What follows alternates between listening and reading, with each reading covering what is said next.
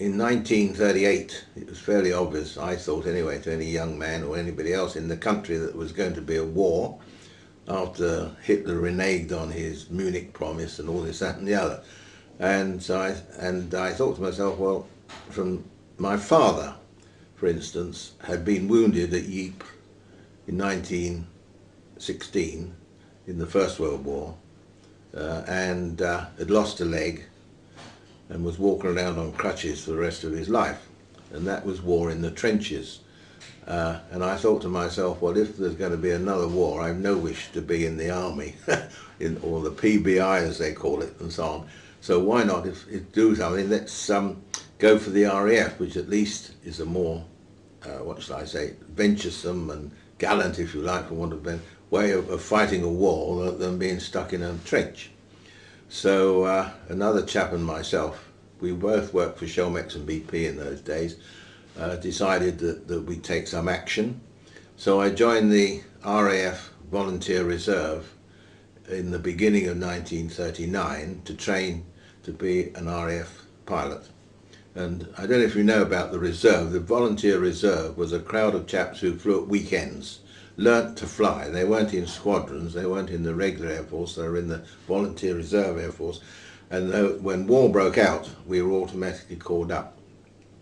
So I had about 50 hours flying before the war, and then when war broke out on the 3rd of September, I was called up into the Air Force, which was what I'd intended in the first place. How easy did you find it to fly? No great problem. I'd never been in an aeroplane in my life before, so when I reported for training, the instructor wasn't very impressed with me to start with. He more or less said, good God, you know, never been in an aeroplane. I said, anyway, we got on all right, and after about 7 or 8 hours, as usual, I went solo, and this was in a little old biplane, of course. This was in 1939, very old-fashioned trainer, and I did 50 hours flying on these things before the war, so I was partly trained when war broke out.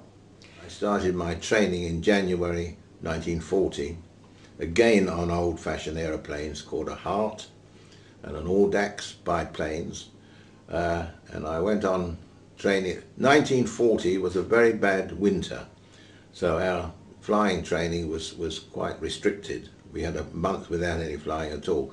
So it was May, June before I'd finished that training. Then I went to learn to fly a modern aeroplane, a Harvard, for a few hours. And then in June I went to fly a Hurricane for the first time. That was beginning of June 1940. And I did some hours at an operational training unit in June. And then in July I joined my squadron, 605 Squadron, which was then based up in Scotland.